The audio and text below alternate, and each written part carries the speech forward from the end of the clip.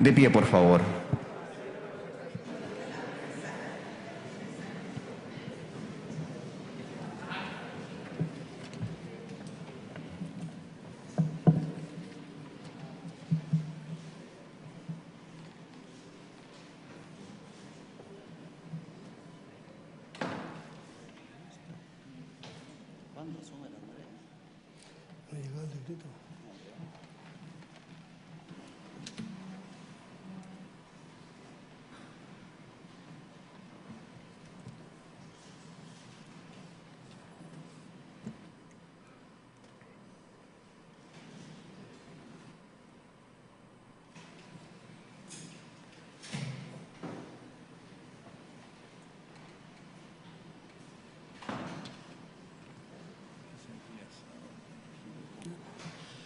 Muy buenos días, se abre la sesión, podemos tomar asiento.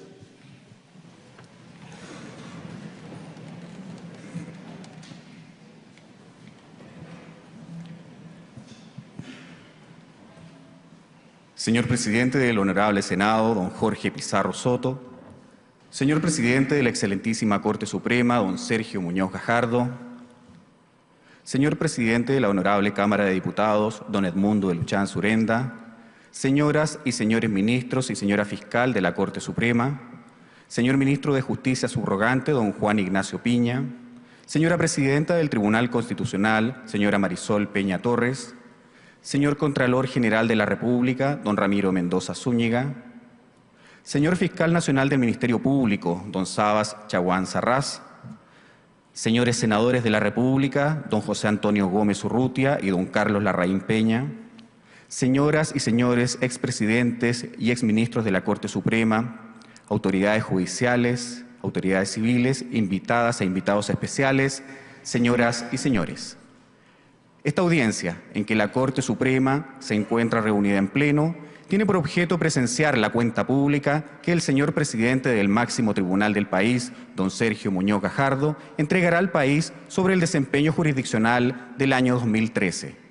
En el marco de la política de transparencia impulsada por la Corte Suprema, esta ceremonia está siendo transmitida en directo a través del sitio web www.poderjudicial.cl y su comunicación se hace también en lengua de señas.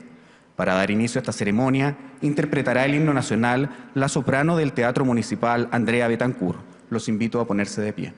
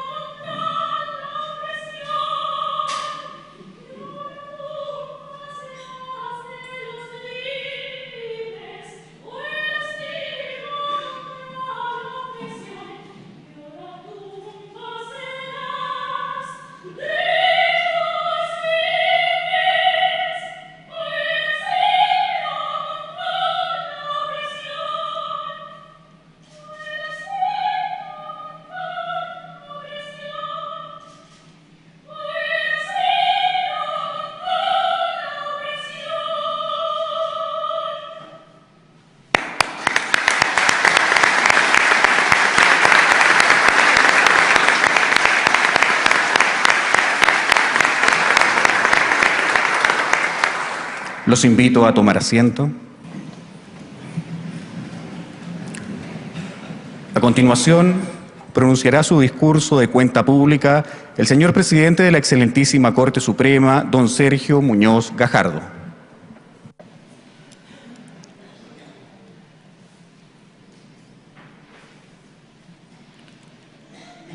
Agradezco la concurrencia de tan altas autoridades estatales y judiciales y a los colegas de la Corte Suprema y Fiscal Judicial. Señoras y señores, la presente ceremonia constituye una de las tradiciones republicanas de mayor importancia para el Poder Judicial.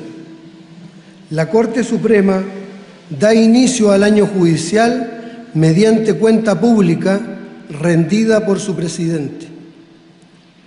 Es la cuenta del mandatario a su mandante, de los tribunales al pueblo. Se pone a disposición de la ciudadanía el trabajo realizado y la planificación de un nuevo año. La cuenta pública que rendiré es más amplia de la que ahora presento, la que se encuentra disponible en el portal de Internet del Poder Judicial, con todos sus anexos, así como el desarrollo exacto de las cifras y cantidades, las que ahora solamente serán aproximadas. Se ha radicado en los tribunales la facultad de conocer, resolver y ejecutar lo resuelto. Son los tres momentos de la jurisdicción. Se integra con las funciones legislativas de gobierno, administración y control para cimentar las bases del Estado, las que se legitiman por la participación directa o indirecta del pueblo en su designación, la búsqueda del bien común y el respeto de todos los derechos de todas las personas en el ejercicio de sus respectivas competencias. Ha sido fruto de una evolución milenaria conformar la noción de Estado, efectuar declaraciones de derecho, acordar la separación de poderes o coordinación de funciones, reconocer que el Estado está al servicio de las personas y que el objeto de su existencia es promover el bien común. Se transita en los últimos siglos del estado de policía al estado de derecho. A esta denominación formal se le han adicionado calificaciones materiales, al tener en consideración que en el ejercicio de las competencias estatales se debe procurar la igualdad sustancial de todas las personas, ideas a las que responde el Estado constitucional, democrático y social de derecho. Adhiriendo a este modelo, nuestra Carta Fundamental expresa que Chile es una república democrática en que las personas nacen libres e iguales en dignidad y derechos, y el Estado se encuentra al servicio de la persona humana y su finalidad es promover el bien común, para lo cual debe contribuir a crear las condiciones sociales que permitan a todos y cada uno de los integrantes de la comunidad nacional su mayor realización espiritual y material posible. Todo con pleno respeto de los derechos y garantías que esta Constitución establece. Nuestra atención se sitúa en un aspecto sustancial: las personas. Son ellas quienes nos imponen prestar un servicio de excelencia, haciendo realidad los principios de la jurisdicción. Para ello, se requiere que la función jurisdiccional sea objetivamente independiente, subjetivamente imparcial, funcionalmente autónoma, éticamente proba, profesionalmente preparada, socialmente responsable, temporalmente oportuna, normativamente ajustada a derecho, axiológicamente promotora del reconocimiento de todos los derechos fundamentales, procesalmente respetuosa de garantías y derechos, estandarizada, desformalizada, eficiente, congruente en el procedimiento y coherente en la decisión, como también sustancialmente accesible, efectiva, igualitaria, comprensible, transparente, justa y de excelencia.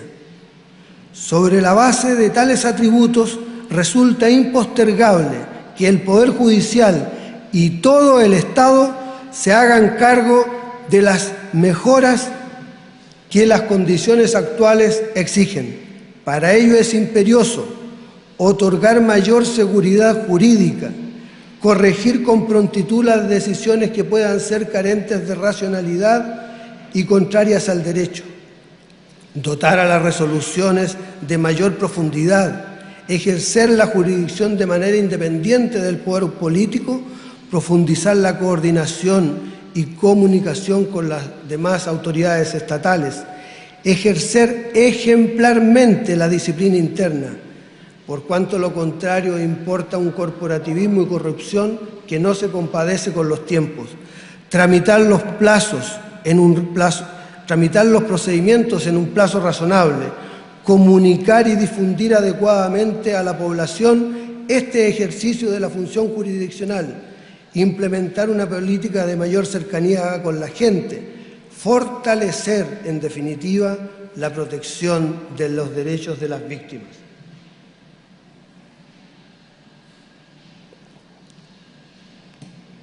A tales puntos se suman aquellos del ámbito interno del Poder Judicial. Otorgar mayor objetividad y reforzar la carrera funcionaria, atendiendo fundamentalmente al mérito y la antigüedad, dotar de mayor claridad los procedimientos disciplinarios y promover un sistema de participación efectiva de todos los estamentos que componen el Poder Judicial. La Judicatura es una institución prestadora de servicios esenciales para el Estado de Derecho, distante de logros económicos, recaudatorios de recursos u obtención de ganancias. Así debe permanecer. El mayor desarrollo del Poder Judicial importa distintas obligaciones: elevar la claridad de las decisiones jurisdiccionales, responder con excelencia en lo que a toda persona demanda a nuestra judicatura, sustanciar los procedimientos conforme a la ley, con acción de oficio, para obtener una decisión pronta y oportuna en un lenguaje claro y sencillo. En definitiva, reconocer a todas las personas el pleno respeto a sus derechos, permitir la revisión judicial con fundamento. En este sentido, la estrategia del Poder Judicial debe tener presente aquello que la sociedad nos demanda. El ejercicio de la función conservadora tiene en cuenta que la lucha del hombre por su dignidad ha sido la energía que da origen al establecimiento y desarrollo de los derechos fundamentales. Es el reconocimiento en la Constitución material de la igual naturaleza de las personas. Es en cada una de ellas que se concentra la humanidad entera, por lo que deben obtener plena igualdad de los derechos y oportunidades de realización en la sociedad. Del mismo modo, pueden exigir y obtener idéntico trato de las autoridades estatales, debiendo ser reconocidas en sus diferencias y particularidades sin exclusiones. Por lo anterior, es que hoy existe consenso en que la persona es sujeto de derechos frente al Estado, como de las demás consecuencias derivadas del constitucionalismo. De esta forma, el respeto al derecho ajeno y la lucha por el reconocimiento del derecho propio constituyen las dos caras de la misma moneda. El sueño es contar con un Poder Judicial que acoja y vele por el respeto de los ciudadanos, que se les reconozcan sus derechos en plenitud, de manera efectiva frente a los embates ilegítimos, y que se realice todo ello en un plazo razonable. Se han expresado diversos conceptos por presidentes de este máximo tribunal respecto de la independencia judicial, los que hago propios. En el ámbito nacional e internacional se han suscrito diferentes declaraciones que estructuran el marco de esta independencia judicial. La Asamblea General de las Naciones Unidas, en 1985, formuló principios básicos para ayudar a los Estados miembros en su tarea de garantizar y promover la independencia de la judicatura, todo lo cual debe ser ampliamente promovido en el Estado. De tales principios destacan los que reconocen a toda persona el derecho a ser juzgada por los tribunales de justicia ordinarios, con arreglo a procedimientos legalmente establecidos, que no se crearán tribunales para sustituir la jurisdicción que corresponda normalmente a los tribunales ordinarios y que cada Estado miembro proporcionará los recursos adecuados para que la judicatura pueda desempeñar debidamente sus funciones. Aquí el desafío es respetar estos postulados, labor que no se puede seguir eludiendo y transgrediendo por más tiempo en nuestro país. Actualmente Chile enfrenta dos dilemas en el último tiempo: unidad o desmembramiento de la jurisdicción, jueces de competencia común o especializada. No reiteraré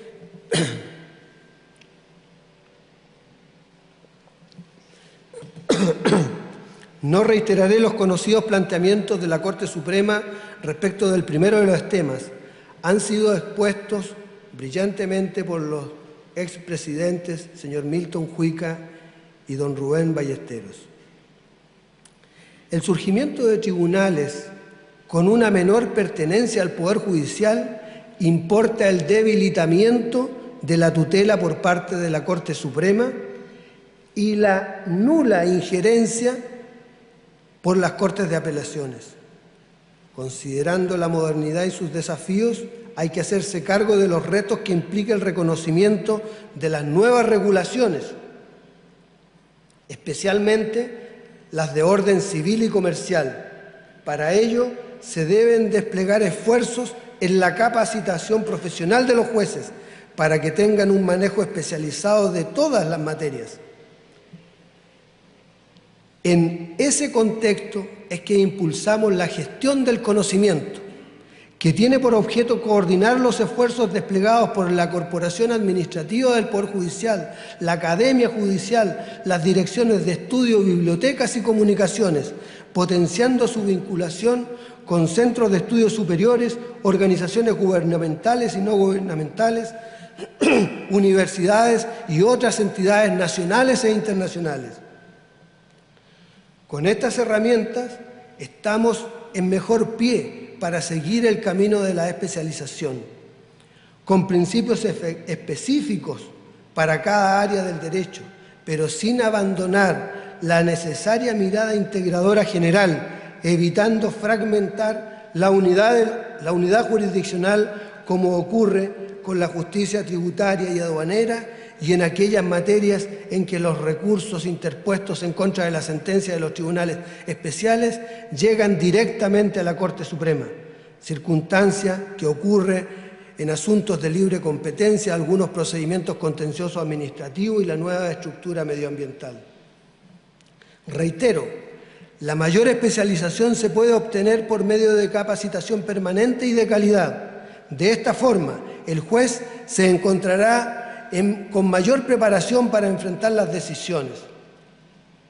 Pensando objetivamente el tema, se observará que los cuestionamientos a la preparación de los jueces ordinarios no puede dar paso a la creación perpetua de tribunales especiales. La solución permanente es capacitar, preparar, formar y entregar las herramientas pertinentes a los jueces ordinarios. De lo contrario, se abre paso a diferentes sistemas que atentan en contra de la igualdad ante la justicia. Intensificando los principios de independencia e imparcialidad, como los relativos a la objetividad en los nombramientos y otros aspectos que digan relación con la estabilidad de los jueces, se estará favoreciendo el correcto desempeño de la función jurisdiccional. A los jueces se les debe defender, cuidar y salir a afrontar las descalificaciones derivadas del ejercicio de la función jurisdiccional, pero dejando en claro que puede existir la posibilidad que se equivoquen. Para ello están los recursos legales en manos de las partes. Todas las personas tienen derecho a expresar su opinión en torno a la forma como se administra justicia en nuestro país. Solamente procede reclamar los modos y pedir que se eviten las descalificaciones. Cuando la opinión viene de las autoridades estatales, el tema es más sensible, puesto que es posible que ello redunde en respuesta de parte de los jueces, en los mismos términos e intensidades de las críticas, con lo cual se produce un espectáculo indecoroso en el Estado. Por ello, la mesura debe provenir de todas las autoridades. La tradición en nuestro país fue que los intereses estatales, fiscales y generales de la población eran asumidos profesionalmente por un único servicio público. Sin embargo, en una tendencia que se acentúa hace 30 años, la autoridad política y administrativa actúa como parte en distintos procedimientos. Luego, al no estar de acuerdo con lo resuelto por la judicatura, lo manifiesta con vehemencia. Estimo que ha de volverse sobre los pasos y potenciar un servicio público de excelencia en nuestro país, el Consejo de Defensa del Estado. Ante la incidencia de la autoridad política en los nombramientos de los magistrados, se debe intensificar el perfeccionamiento de los mecanismos de selección de los jueces, puesto que de ello derivará su fortaleza ante cualquier cuestionamiento. En este sentido, siempre he remarcado que lo más grave que le puede ocurrir a un magistrado ante una decisión legítimamente adoptada es que sea juzgado él con parcialidad e incluso se le lleve a una sanción injustificada, y esa sanción es posible que sea incluso su remoción. Sin embargo, ante tal supuesto arbitrario, queda el atributo más preciado e incólume, su conciencia. Este precio, aunque injusto, es siempre menor al enfrentamiento diario con él mismo, por haber antepuesto su interés personal al de los justiciables. Constituye una realidad de las sociedades actuales que el poder político reclama mayor incidencia en la actividad jurisdiccional, tendencia que se justifica en ser los titulares del mandato soberano. Se llega a plantear, y en algunos casos a concretar, modificaciones constitucionales y legales. La verdad es que la estabilidad en las instituciones fundamentales del país es un signo de madurez, el que valora a la nación toda, como también lo hace la comunidad internacional, puesto que se advierte que no serán los intereses políticos imperantes en un tiempo determinado el motivo y fundamento de las reformas.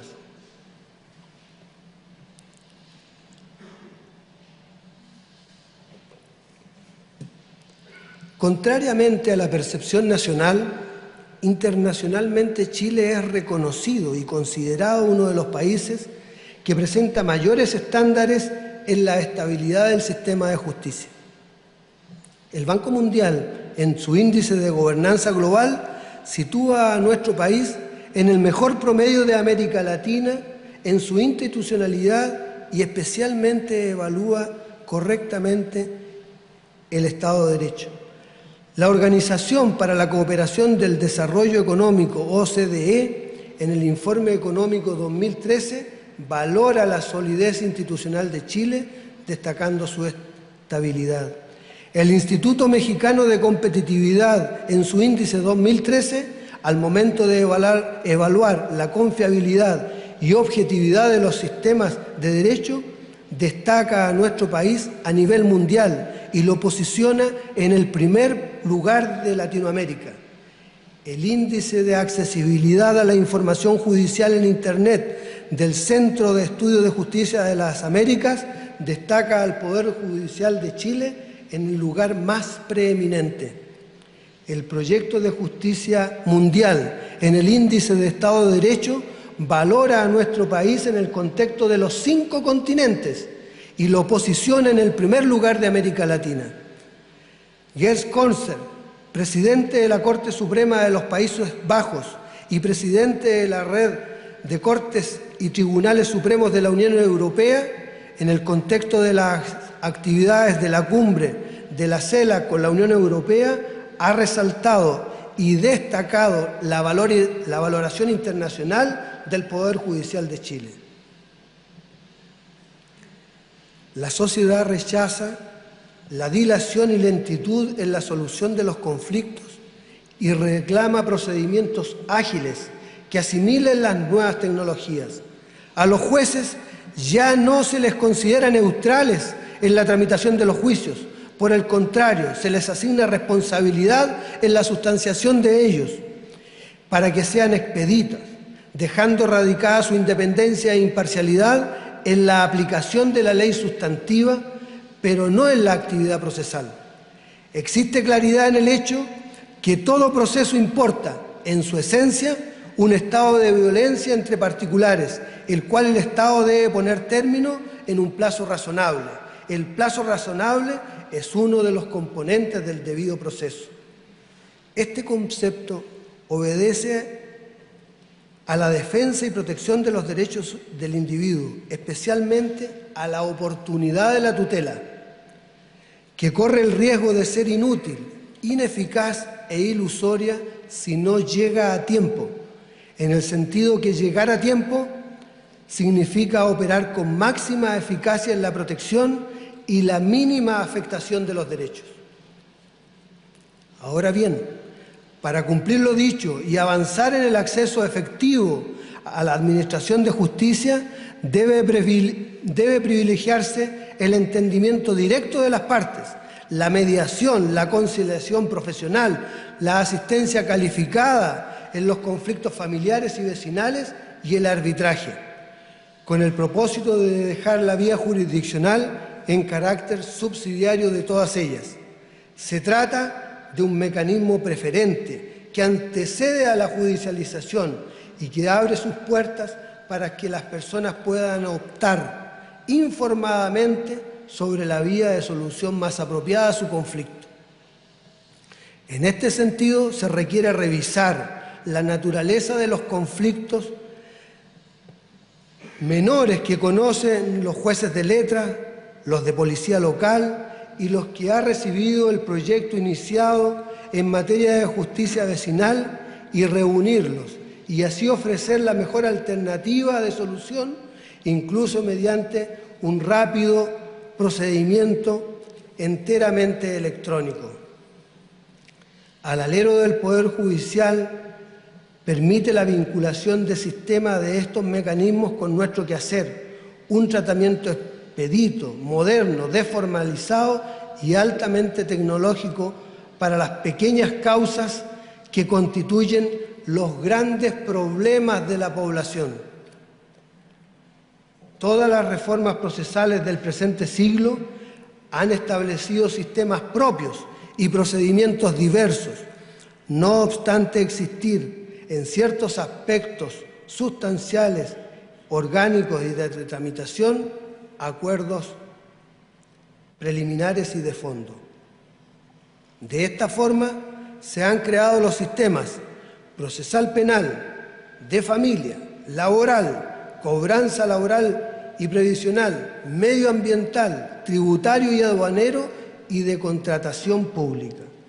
Además, se desarrolla de manera paralela un creciente contencioso administrativo especial que ha llegado a contemplar más de 170 procedimientos. Lo anterior no es posible sostenerlo coherentemente en un mismo Estado. El legislador debe ser consecuente.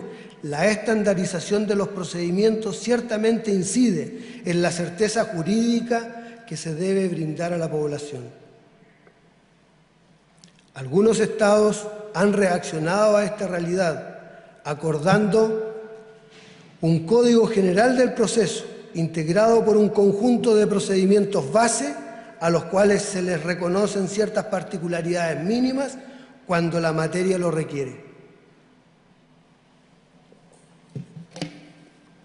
Ante la existencia de una tradición orgánica, sustancial y procesal en nuestro país, lo expresado por la doctrina y la experiencia derivada de la aplicación de las distintas reformas, era esperable la unificación de los procedimientos en materia civil, dado su carácter principal y supletorio de todas las anteriores. No obstante, se discute en la actualidad un proyecto que establece un nuevo sistema distinto de todos los anteriores. No es posible dejar de considerar que el Código Procesal Civil cierra en parte las reformas procesales, por lo que resulta elusivo sostener que regula solamente esta materia. Debe ser pensado como unificador de los diversos criterios legislativos, a lo menos de la justicia revisora. Ese es el desafío actual. El proyecto en trámite legislativo del Código Procesal Civil, a este se le efectuaron mínimas observaciones por esta Corte Suprema, principalmente relacionadas con el oficial de ejecución y el recurso extraordinario, las que no fueron acogidas por la Cámara de Diputados. Sin embargo, pensando en el bienestar de todos los chilenos, esperamos que en el Senado se advierta la altura de miras con que se realizaron. Además de los comentarios expresados al proyecto de Código Procesal Civil, estimo, por mi parte, que procede tener en consideración los siguientes puntos. Según la noción de juez natural y de Estado democrático de derecho, corresponde revertir el concepto de jurisdicción en el sentido que no es la cúspide de la pirámide de la estructura jurisdiccional la que concentra el sumum de la competencia, sino el juez de la instancia que conoce inicialmente el conflicto.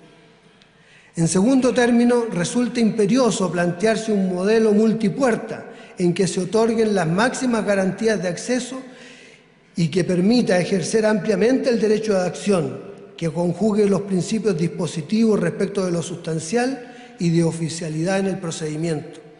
El tercer aspecto está dado por una amplia competencia en única instancia, conjugando también un sistema generoso en causales y competencia para la justicia revisora. De esta forma, la primera instancia queda radicada en los tribunales de primer grado, la justicia revisora en las Cortes de Apelaciones y Corte Suprema, pero la unificación de la jurisprudencia exclusivamente en esta última.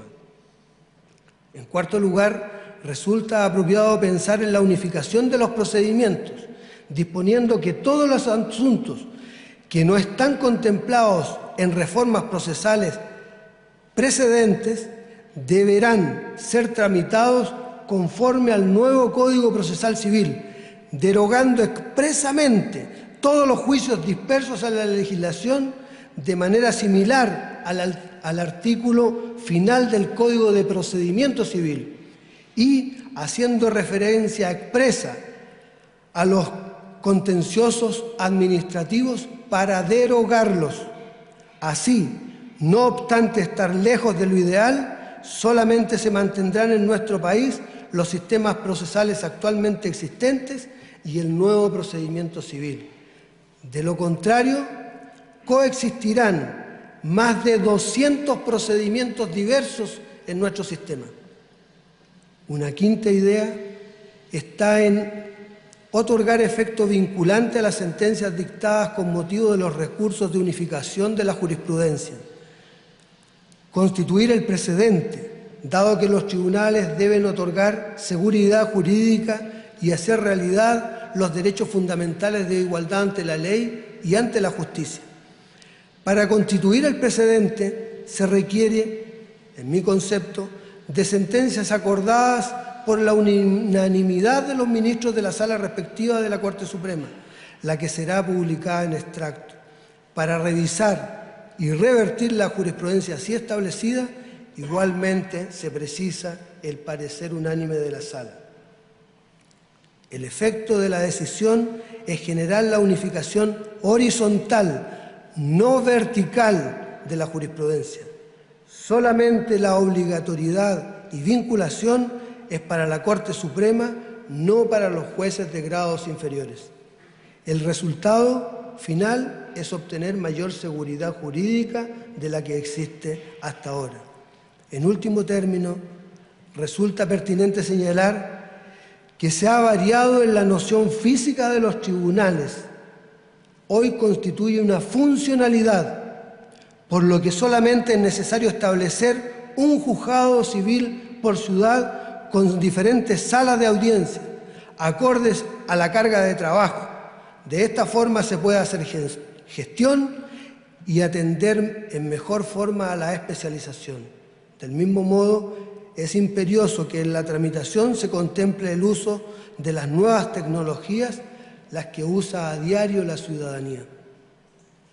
Resulta indispensable establecer una etapa intermedia y de transición que satisfaga no solamente la demanda de antecedentes para el correcto diagnóstico, planificación e implementación, sino que además se haga cargo del pronto término de los recursos y procedimientos en curso. Los actuales conflictos no pueden quedar relegados, olvidados y ausentes de la preocupación del Estado. La justicia civil está pasando por una situación de recarga e indolencia, en que todo queda supeditado a la gran reforma procesal civil, pero esta, en el mejor de los escenarios, vendrá en unos cuantos años más. Las medidas que pueden adoptarse en el intertanto para preparar esta reforma es disponer que el procedimiento sumario sea de aplicación general. En el evento que no se considere la aplicación general del procedimiento sumario, contemplar la posibilidad que solo sea aplicable a la petición del demandante sin la posibilidad de sustituir el procedimiento, autorizar la tramitación en soporte computacional de todos los procedimientos no reformados, establecer la posibilidad de disponer la subespecialización de los tribunales civiles y de las salas de las Cortes de Apelaciones, autorizar expresamente el uso e implementación de la firma electrónica simple o avanzada en todos los procedimientos, autorizar las notificaciones de forma electrónica en los procedimientos y de todas las resoluciones respecto de las partes que así lo soliciten, eliminar la obligación de hacerse parte en los recursos y procedimientos que lo contemplen, disponer como norma general el abandono del recurso si no se hacen parte los abogados a la audiencia respectiva en todos aquellos que se exija la concurrencia con letrado, entregar a los tribunales la fijación de los tiempos de alegato como la posibilidad de efectuar consultas a los abogados en todos los procedimientos, crear la tercera Corte de Apelaciones de la región metropolitana, crear tribunales mixtos en las comunas de Alto Hospicio y Puerto Williams, terminar con la asignación de jueces pendientes en los tribunales del país, cuya aprobación fue realizada ya por el legislador. A las reformas legislativas se suma la conveniente modernización de la tramitación, como del soporte en que se registra el procedimiento. Esta Corte aspira a la tramitación digital de todos los procedimientos, incluyendo los no reformados, dando un paso concreto en este ámbito al extender este formato a la acción constitucional de protección que se implementará gradualmente. En su gestión, la Corte Suprema ha desarrollado esfuerzos extraordinarios desde hace algunos años, llegando a un resultado sin precedentes en nuestra República y creo que en el mundo. Recursos ingresados en una semana son incorporados a la tabla ordinaria de la semana siguiente. Como existen materias precisas y determinadas que tienen un tiempo de espera de poco más de 6 meses, para evitar esta distorsión, en el mes de enero del año en curso, hemos explorado la mejor distribución de la carga de trabajo entre todas las salas de este tribunal, procurando que todos los recursos puedan ser vistos en un plazo de 3 a 4 meses. Hemos escuchado el llamado que la ciudadanía nos ha formulado. Ha llegado el tiempo de requerir igual respuesta a los tribunales de primera instancia y a las Cortes de Apelaciones del país. Continúa en la Corte Suprema la tendencia en orden a disminuir el tiempo que toma la resolución de los asuntos y así el promedio en que se despachan los distintos recursos es de 76 días. Las estadísticas que a continuación entregaré reflejan el trabajo realizado. Al recibir 10.300 apelaciones deducidas en recursos de protección, el ingreso total de la Corte Suprema llegó a 17.400 asuntos. La Corte dictó 16.300 sentencias y 280 recursos terminaron por otros motivos. Las sentencias recaídas en recursos de protección sumaron 9.000. El total de causas pendientes al 31 de diciembre de 2013 suman 3.300. En este saldo tiene fuerte incidencia el recurso de apelación en los recursos de protección, pero debo indicar que la mayoría de ellos ya fueron resueltos en enero pasado. La tramitación en primera instancia es una materia que requiere de mayor apoyo. Es urgente prestar a la justicia civil y comercial la atención necesaria para ello se ha dispuesto un programa focalizado que se llevará a cabo este año. Es un proyecto específico y ambicioso, el cual será evaluado periódicamente y en el que solicito la cooperación de todos los jueces y funcionarios. ¿Cuál es la justificación de lo anterior? Los números indican una tendencia de menor ingreso y mayor número de causas con tramitación pendiente, aspecto que impone una reacción inmediata. En lo anterior, se debe tener en consideración el tiempo de tramitación, con lo cual el tema adquiere mayor relevancia. Teniendo en cuenta la totalidad de los tribunales ordinarios del país, sin incluir exhortos, el año 2013 ingresaron poco menos de 3 millones de asuntos y el término fue de aproximadamente 2.180.000 causas. El total pendiente al 31 de diciembre de 2013 alcanzó a 2.200.000 causas. En la definición de las políticas públicas deben participar todas y todos los chilenos y por lo mismo sus autoridades. Es por ello que los tribunales seguirán afrontando la mayor demanda en el reconocimiento de los derechos que nos formula la población. Siempre nos adecuaremos a ello. No expresamos juicios negativos sobre lo anterior. La función jurisdiccional está al servicio de la ciudadanía. En este contexto, la gestión de las Cortes de Apelaciones del país se desarrolló de la siguiente forma. El ingreso del año 2013 llegó a poco más de 280.000 asuntos. Los recursos de protección a nivel nacional alcanzaron 200.000. El tiempo de tramitación promedio en segunda instancia llega a 82 días. Nuestra mayor preocupación es la Corte de Apelaciones de Santiago, respecto de la cual se ha dispuesto un plan para apoyarla y, en lo posible, acortar los plazos de tramitación. Dicha Corte demora actualmente en promedio 103 días en concluir un recurso. Esta cifra nos obliga a tomar decisiones. Es por ello que se insiste en la necesidad de dividir y especializar la Corte de Apelaciones de Santiago y San Miguel, deber que se funda en el mejor resguardo de los derechos de los usuarios, el mejor uso de los recursos públicos, la especialización judicial y la igualdad ante la justicia en una misma región del país. con el propósito de afrontar decididamente la implementación de proyectos que tienden a obtener un resultado de excelencia en el Poder Judicial, la Corte Suprema, el pasado mes de enero, reestructuró los comités en que trabaja, estableciendo los de personas, modernización y comunicaciones, además del Consejo Superior de la Corporación Administrativa. Estos tendrán a su cargo la labor de profundizar cada una de estas áreas con iniciativas concretas que se presentarán al Tribunal Pleno, que decidirá cada materia con un informe previo.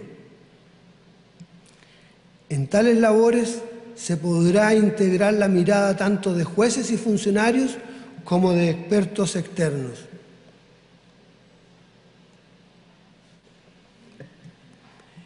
El Poder Judicial espera que el país cuente, en el mediano plazo, con una red de integración computacional de todas las instituciones que se vinculan con el sistema de justicia.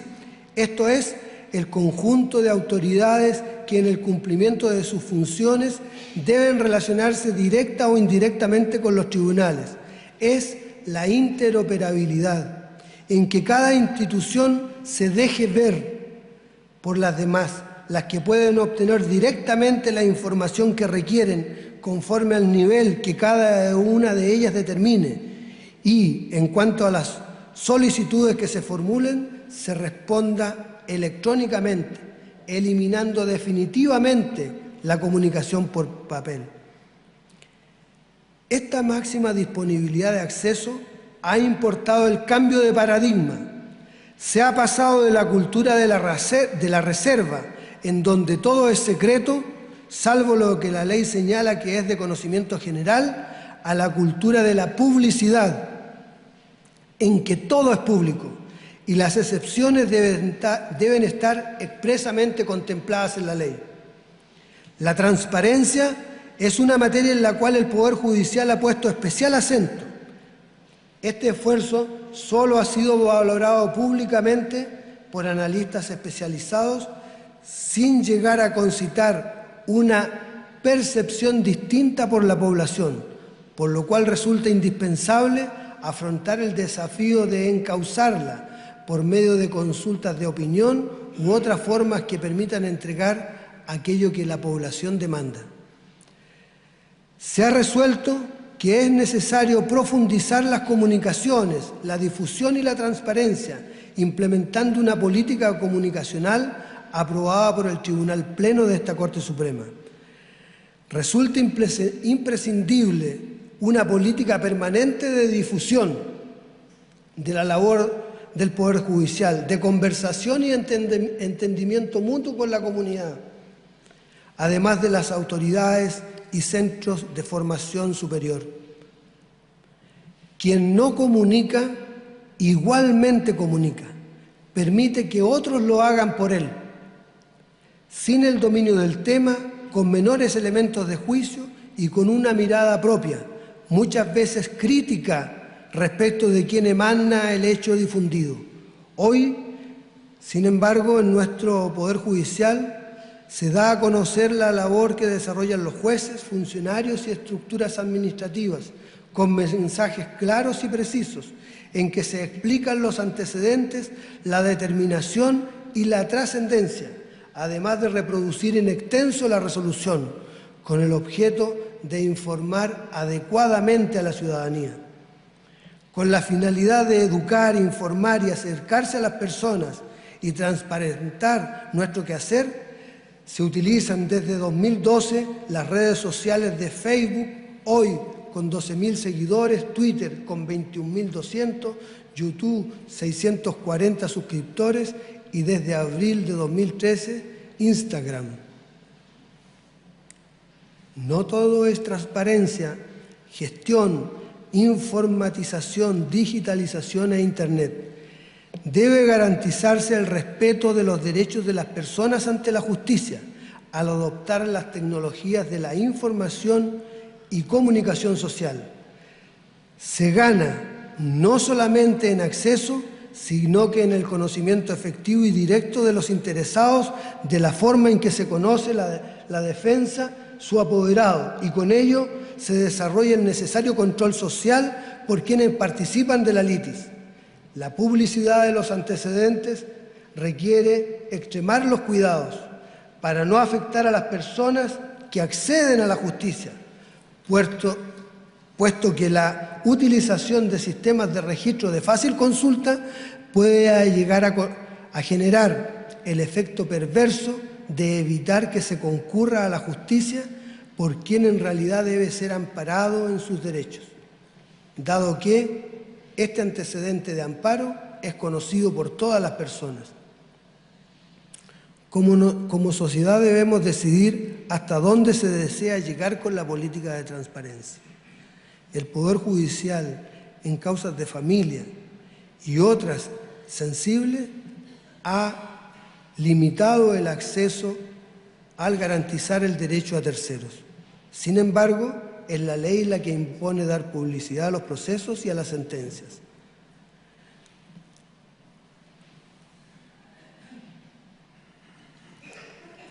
La proliferación de datos e información resulta pertinente afrontarla. Esto para poner en conocimiento de la población los antecedentes que ella verdaderamente requiere y también hacerse cargo de lo que es el acceso a los medios informáticos para no generar mayores brechas digitales.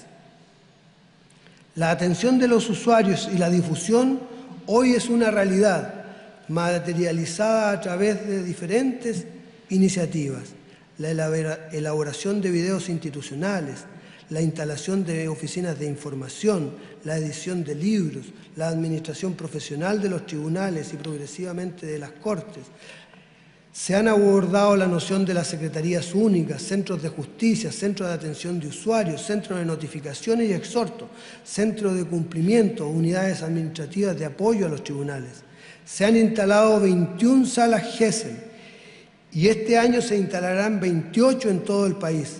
Se ha implementado la figura del juez destinado. Se ha iniciado la capacitación respecto de conciliaciones y la dirección de audiencias.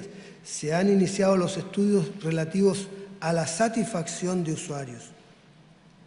En este mismo orden de cosas, el Comité de Atención de Usuarios, entre otras importantes acciones, efectúa un análisis de 400 iniciativas en los tribunales de nuestro país.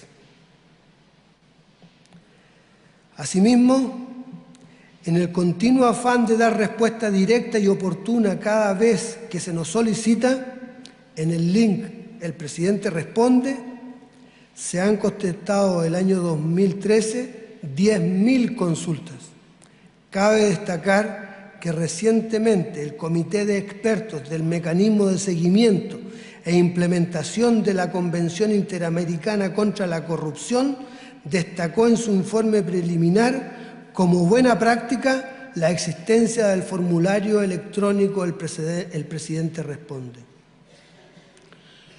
Con el propósito de mejorar la administración de justicia para todos los ciudadanos, el año pasado el Poder Judicial celebró importantes convenios con diferentes organismos, Superintendencia de Bancos e Instituciones Financieras, e ingresó al Banco Unificado de Datos y al Portal de Transparencia del Estado. Considerando el mejor servicio judicial, se ha establecido la modalidad Tribunal 24 horas, por cuanto, a la par de la evolución tecnológica en los últimos 15 años, el Poder Judicial ha modernizado todas sus plataformas y servicios, encontrándose hoy a la vanguardia en los poderes judiciales de Iberoamérica y también en los primeros lugares entre los servicios nacionales en cuanto a acceso y disponibilidad de la información, todo lo cual permite prestar un servicio las 24 horas del día, los 365 días del año. El portal web del Poder Judicial registra un acceso de 15 millones de consultas al año. Para los usuarios internos se cuenta con un acceso remoto desde cualquier parte de Chile y del mundo en los sistemas de tramitación, el que registra 26.000 conexiones al año.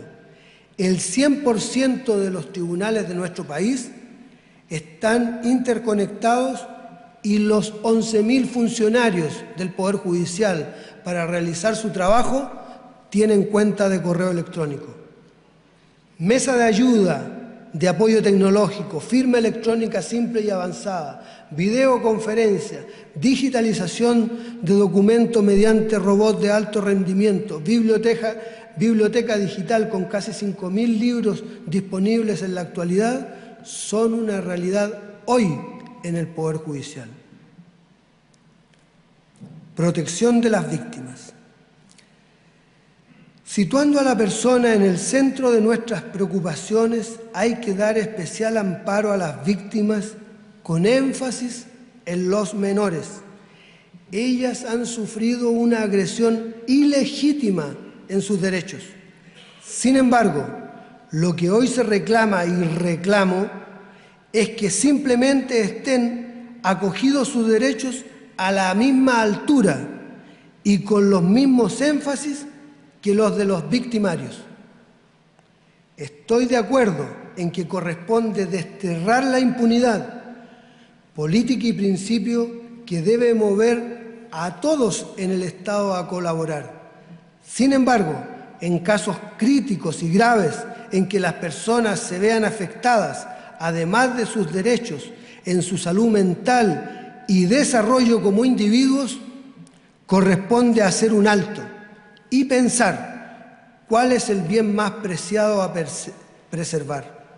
En nuestro país pareciera que lo más importante es la eficacia de la persecución penal, no obstante que, en una adecuada axiología de valores, la indemnidad de las víctimas debe estar en la cúspide.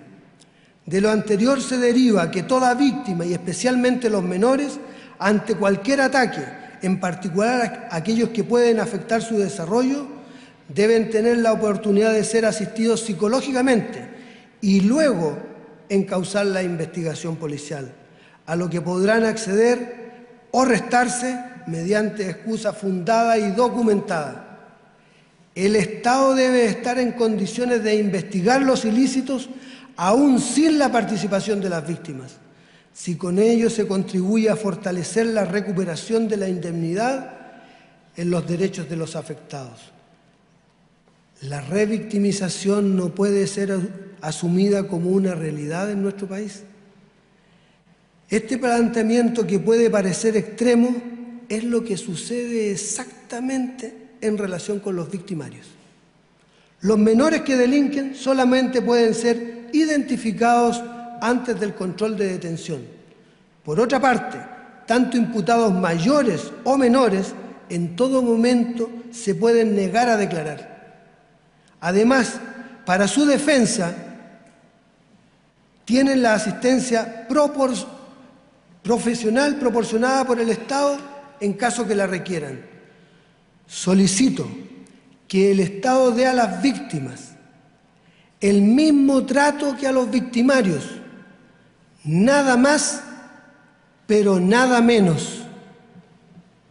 Ha llegado la hora de establecer en el país la Defensoría Pública a la misma altura que el Ministerio Público, como una institución constitucionalmente autónoma, cuyo eje sea la atención a lo mínimos en materia penal, civil, de familia y laboral.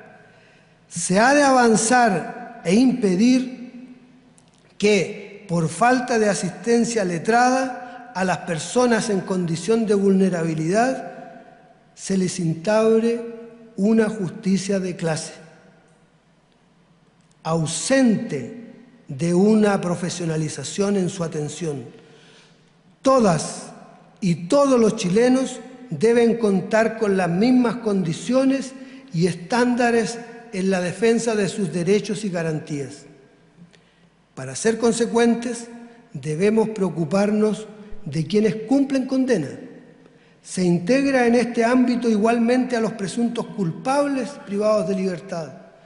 No es posible mantener las actuales condiciones carcelarias en nuestro país. Así lo ha reiterado en diversas ocasiones esta Corte, tanto en pronunciamientos del Tribunal Pleno como de Sala, y sobre todo la señora fiscal judicial de este tribunal. Es imperioso establecer condiciones carcelarias acordes a la dignidad humana y que aseguren el ejercicio de todos los derechos por quienes se encuentran privados de libertad mediante jueces encargados de la ejecución penal que sancionen el cumplimiento de las sentencias, pero al mismo tiempo controlen posibles excesos de la autoridad carcelaria. De esta manera, corresponde profundizar la actividad de los jueces de familia en orden a determinar la forma en que los menores cumplen los planes de intervención en las casas de acogida y demás recintos dispuestos por la autoridad administrativa, con el propósito que no sean vulnerados en sus derechos, dado que precisamente se les asiste por encontrarse en riesgo social. Sin perjuicio de lo anterior, lo que ha sido la jurisprudencia, recogiendo lo que ha sido la jurisprudencia de la Segunda Sala Penal de esta Corte Suprema y ante el deber de aplicar la legislación vigente, el Poder Judicial seguirá implementando medidas de mitigación, como son las salas Gesell y las salas de audiencia especiales para interrogar a menores y víctimas psicológicamente afectadas en los juicios orales. No obstante, no compartir que se exponga de esta manera y lo reprochable que nos pueda parecer esta práctica, puesto que los tribunales siempre cumplirán las disposiciones del legislador.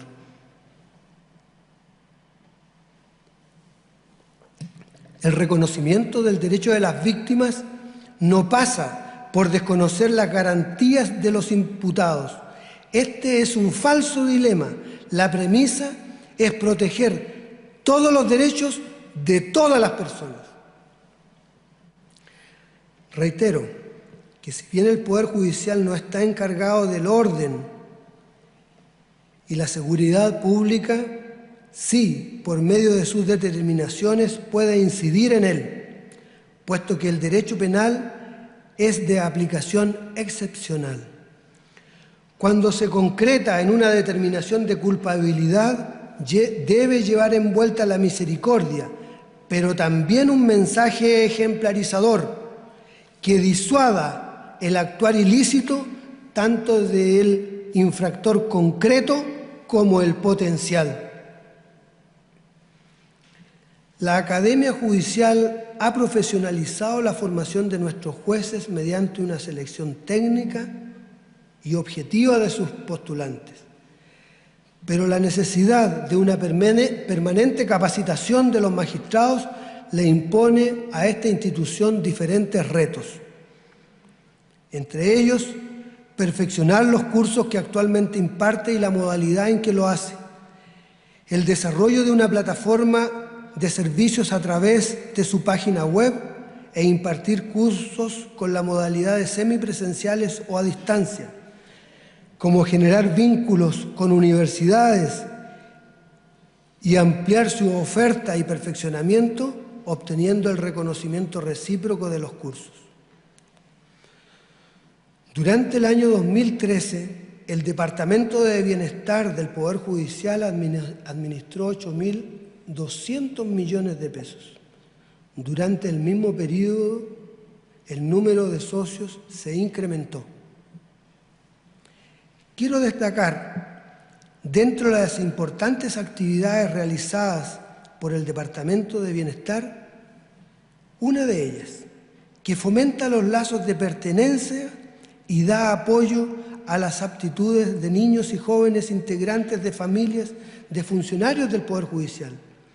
El concurso de cuentos y pinturas para niños, niñas y adolescentes, con y sin necesidades educativas especiales, a cuya premiación tuve el privilegio de asistir en enero pasado.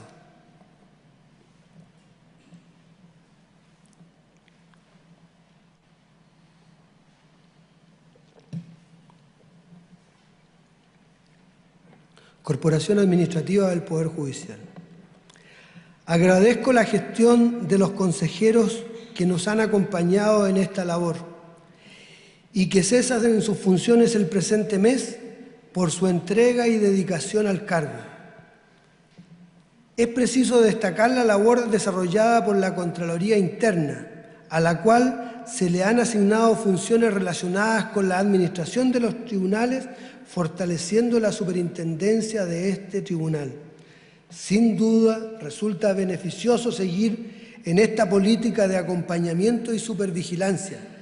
En materia de cuentas corrientes, se efectuó un trabajo técnico de gran envergadura, en que participaron todos los estamentos del Poder Judicial. Es así como en diciembre pasado, el Tribunal Pleno de esta Corte Suprema aprobó el Manual de Cuentas Corrientes Jurisdiccionales y Depósitos a Plazo. La responsabilidad social no ha estado ausente al firmarse un convenio con el Servicio Nacional de la Discapacidad para facilitar el acceso a personas con capacidades diferentes. Se han inaugurado más de 12 tribunales en nuestro país. Además, se han iniciado proyectos de construcción en 17 ciudades de las distintas regiones de Chile. La Corte Suprema acordó la creación de la Dirección de Asuntos Internacionales, que será de vital importancia para las relaciones con tribunales extranjeros. Promovió el proyecto de baremo jurisprudencial estadístico, el que ha comenzado con las materias relacionadas con daño moral por muerte. Esta información es referencial y no vinculante. Otros aspectos importantes de este tribunal dicen relación con las normas de funcionamiento de las Cortes de Apelaciones y de esta misma Corte Suprema en relación a la integración y distribución de las materias entre sus salas. En torno a lo que he denominado cuestiones internas a mejorar, para dar un paso progresivo a una delegación, desconcentración e inclusive descentralización de funciones administrativas, gestión y gobierno, el Consejo Superior de la Corporación Administrativa del Poder Judicial acordó invitar a sus sesiones a representantes de magistrados, profesionales y funcionarios elegidos por dichos estamentos, entre quienes conforman los consejos de administración zonal. Además, a estos organismos se le ampliaron sus atribuciones y se ha ordenado concretar la iniciativa de los consejos por edificio. Las Cortes de Apelaciones del país han comunicado las dudas y dificultades que les asisten en la aplicación de la legislación, como los vacíos que notan en ellas. Han efectuado una labor concienzuda, haciendo llegar más de 200 iniciativas que reflejan lo anterior. Del detalle de todas ellas se desprende que mayoritariamente las dudas están situadas en los nuevos procedimientos, por lo cual es urgente establecer cuáles son estas y ver la forma cómo darle solución. En el ámbito internacional, en enero de 2013 se llevó a cabo exitosamente en nuestro país la primera cumbre judicial CELAC-Unión Europea, instancia inédita de participación e integración que reunió a representantes de 60 poderes judiciales de Europa y América. El foro culminó con la firma de la Declaración de Santiago, que fue entregada a Su Excelencia el Presidente de la República, la que fue considerada en su declaración final por los señores jefes y jefas de Estado y de Gobierno de la cumbre. Los días 7 y 8 de noviembre pasado se realizó un seminario que concluyó con la elaboración de un documento base de lo que será próximamente en Europa la segunda cumbre judicial CELAC-Unión Europea. De la misma forma, como Secretaría Pro Tempore, se participó activamente en las reuniones preparatorias de la 17ª Cumbre Judicial Iberoamericana, que se llevará a efecto los días 2, 3 y 4 de abril próximo en nuestro país, con una asamblea plenaria, además de la quinta Feria de Justicia y Tecnología, el Tribunal Modelo, seminarios y concursos de innovación y de diferentes aplicaciones de Internet. Otra actividad importante fue la relacionada con la Semana Judicial y el Día del Patrimonio. A fines del mes de diciembre pasado, mediante la colocación de una placa recordatoria en el edificio que alberga el Tribunal de Juicio Oral en lo Penal y de Garantía de Quillota, el Poder Judicial de Chile rindió un sentido homenaje al magistrado Ramón Araya Arenas, asesinado el 20 de mayo de 1911 en esa ciudad como represalia a una decisión adoptada. Luego de una destacada trayectoria, se alejaron de la Corte Suprema la señora Gabriela Pérez y el ministro señor Juan Araya.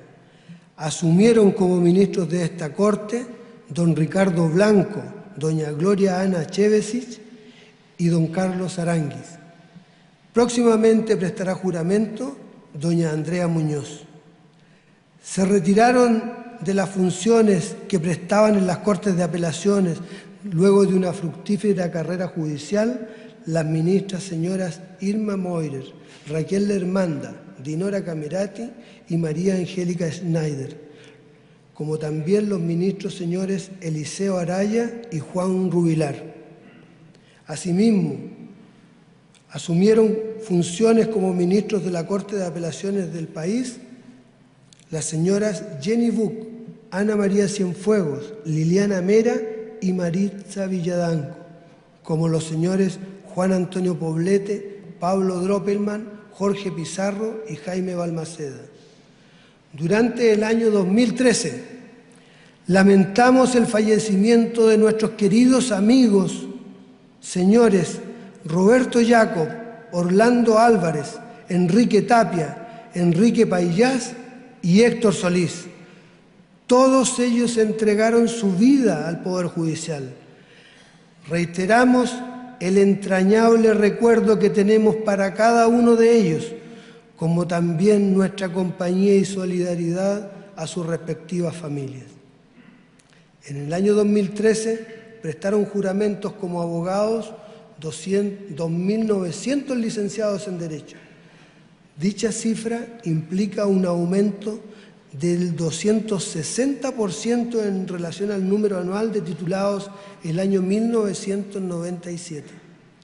Se destaca la creciente participación de la mujer con un 46% del total de los titulados. Es una aspiración para dar un servicio acorde a los requerimientos que formula la población e indispensable para el apoyo de la Administración de Justicia que se establezcan a lo menos un conservador y archivero en cada comuna del país. La facultad para realizarlo y que contempla nuestra legislación se entrega a la decisión exclusiva del Poder Ejecutivo y esperamos que se concrete así lo que ha solicitado esta Corte en diferentes oportunidades. En la labor de estos auxiliares se deben incorporar los modernos sistemas de tramitación electrónica. Se hace igualmente indispensable que respecto de todos los auxiliares de la Administración de Justicia del escalafón secundario, constituidos por notarios, archiveros, conservadores y receptores, las Cortes de Apelaciones del país, por medio de sus ministros visitadores, desarrollen un efectivo control y supervigilancia de la labor que llevan adelante estos auxiliares, adoptando las medidas que sean necesarias del caso para garantizar la fe pública en sus actuaciones.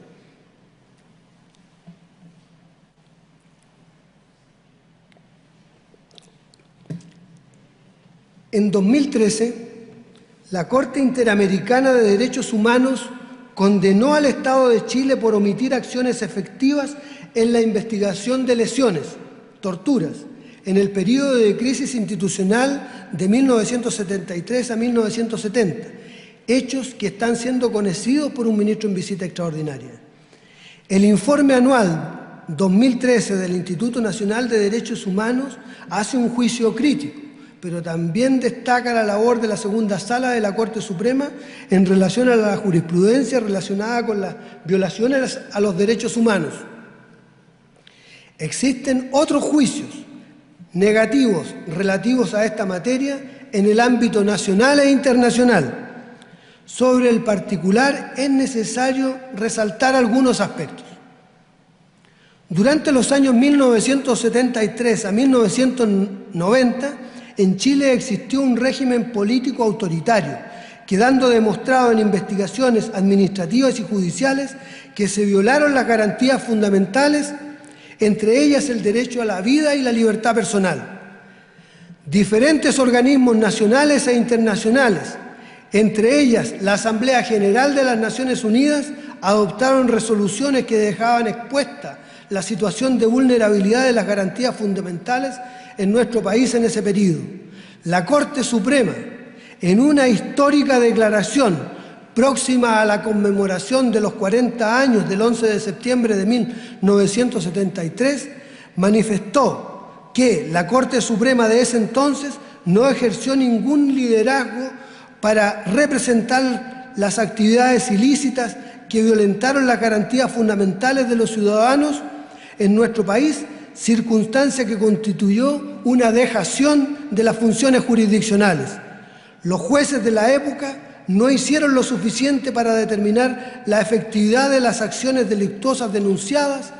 Ese comportamiento no puede repetirse, pues contradice el Estado de Derecho propio de una república democrática.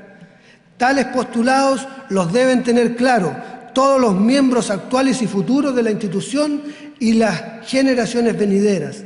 En la misma declaración se instó a todos los jueces y funcionarios a persistir en la tarea de esclarecer esta clase de ilícitos.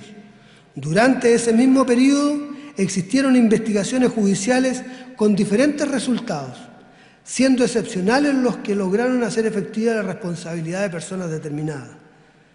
Restablecida la normalidad institucional, el Poder Judicial efectuó un levantamiento de todos los procesos sobre la materia y desarrolló una política de investigación hasta concretar que el 100% de los casos de personas muertas o desaparecidas en nuestro país en ese espacio de tiempo se constituyera en una investigación judicial, siendo la señora fiscal judicial, doña Beatriz Pedrals García de Cortázar, quien concluyó requiriendo a la justicia en los últimos 726 casos. La importancia que se asigna a estas causas llevó a la Corte Suprema a nombrar 32 ministros en visita extraordinaria para la investigación de estos hechos y un ministro de esta Corte Suprema como coordinador nacional para apoyar su labor. En la actualidad se tramitan 1022 procesos, 72 de ellos se refieren a tortura. Distintas sentencias se han pronunciado en estos años. En 2013 se dictaron 22 fallos en primera instancia, 19 en segunda instancia y 4 en la Corte Suprema. 82 personas cumplen condena por estos procesos. Cualquier pronunciamiento bien informado sobre derechos humanos respecto de nuestro país no puede ignorar esta realidad. De lo contrario, resulta, a lo menos, infundado o descontextualizado. Contrariamente a lo que ha ocurrido, Chile debiera ser destacado como ejemplo en esta materia por la persistencia de los familiares de las víctimas que han sido determinantes en este logro, la institucionalidad que ha escuchado su clamor actuando en consecuencia y la nación chilena que, rechazando estos hechos, ha construido el mensaje que sucesos de esta naturaleza serán siempre investigados y sancionados por los tribunales, cualquiera sea el tiempo que transcurra. En un contexto más amplio, los tribunales nacionales han entendido la responsabilidad que les asiste en el respeto, promoción y control de la vigencia efectiva de los derechos humanos. Derivada del derecho internacional se ha originado la función de igual naturaleza, pero circunscrita a las convenciones internacionales, la que se le ha denominado control de convencionalidad. Sin embargo, por nuestra parte entendemos que la labor de los tribunales es más amplia. Es la función de supervigilancia desarrollada a nivel local e internacional, destinada a garantizar la plena vigencia de los derechos fundamentales, que importa la adopción de decisiones acordes al objeto y fin de las fuentes del derecho nacional e internacional sobre derechos humanos. En este escenario de respeto corresponde llevar adelante lo que se ha denominado diálogo entre jurisdicciones de jueces nacionales e internacionales, en que con pleno conocimiento de causa y en un plano de igualdad se contribuya por todos a la efectiva vigencia y desarrollo de los derechos y garantías fundamentales. De lo contrario, se seguirá produciendo el divorcio actualmente imperante, que omite atender a la indispensable libertad de apreciación y respeto entre las jurisdicciones, distanciando las condiciones en que la jurisdicción, como el derecho, lleguen a ser una sola institucionalidad. Todas las modificaciones de las estructuras, funciones, competencias y procedimientos deben enfrentarse con decisión, precisando con toda nitidez la tarea que se desea encomendar a los jueces, pues ellos la afrontarán con entusiasmo. Pero hagámoslo bien como sociedad. Que cuando entreguemos competencia conservadora por medio de la acción de protección, en que el legitimado pasivo puede ser quien quiera, en donde todos los habitantes del país estamos incluidos, no se puede luego, ante una acción de esta naturaleza, reaccionar desmedidamente y de manera corporativa, pretendiendo excluir in limine ciertas materias y personas. Esto no es una defensa, puesto que los jueces deben sobreponerse a estas condiciones. Igualmente corresponde que con ímpetu actúen por el respeto de los conciudadanos, que entiendan su papel, el cual es proteger a quien ha sido vulnerado en sus derechos, amparar a todas las personas de las arbitrariedades de particulares y autoridades. La magistratura, como lo he dicho, ha dejado de ser hace muchos años un espectador de las contiendas, es un árbitro activo en las mismas.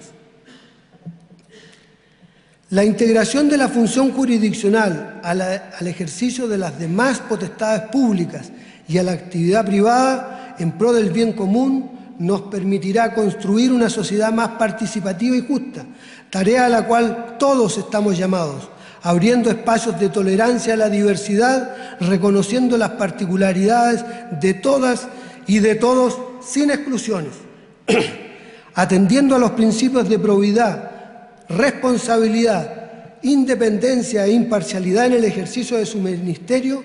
A los jueces y funcionarios judiciales les corresponde encabezar la superación de los obstáculos, entregando un servicio de calidad a la comunidad, puesto que la misión del Poder Judicial es administrar justicia, conociendo los conflictos de carácter jurídico, resolverlos y hacer ejecutar los juzgados, garantizando el pleno e igualitario ejercicio de los derechos de las personas, respetando y haciendo cumplir la Constitución y la ley con miras al bien común, preservando los principios que permiten que Chile sea una república democrática, participativa y solidaria. Esta visión deja a los jueces como los primeros servidores de los ciudadanos, permitiendo a la comunidad nacional el acceso sin discriminaciones a una administración de justicia pronta, oportuna y de calidad, ejercida de manera transparente y confiable para la población. Administración de justicia que se legitima día a día por su actuar probo y éticamente coherente, contribuyendo a que se logre la plena y efectiva vigencia de los derechos fundamentales que emanan de la naturaleza humana, que permita la mayor realización y participación de las personas en el desarrollo y en la obtención del bien común. Ese es nuestro compromiso, en el que trabajaremos sin claudicar todos los jueces de la República. He dicho que en el desempeño de las funciones debe ser con participación, integración, inclusión, colaboración y coordinación. Verbos que no solamente deben estar presentes en nuestro vocabulario, sino que debemos ser capaces de conjugarlos activamente en todas las actuaciones diarias.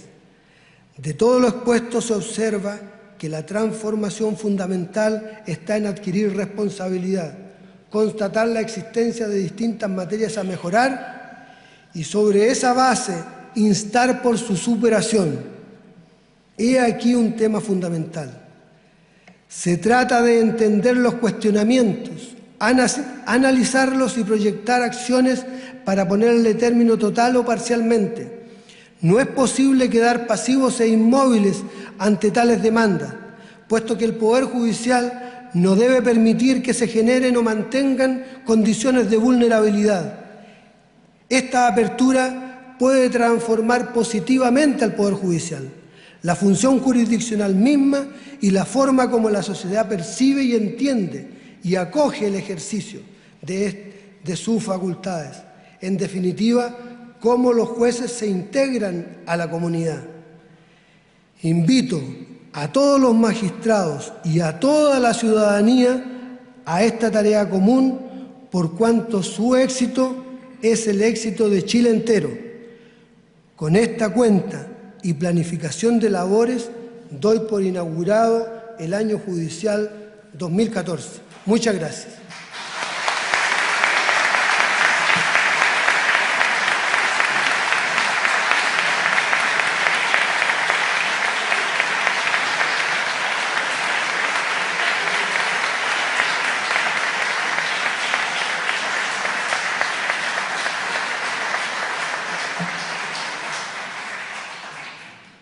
Por haberse cumplido el objetivo de esta audiencia, se levanta la sesión y los invito a compartir un momento con todos nosotros. Muy buenos días.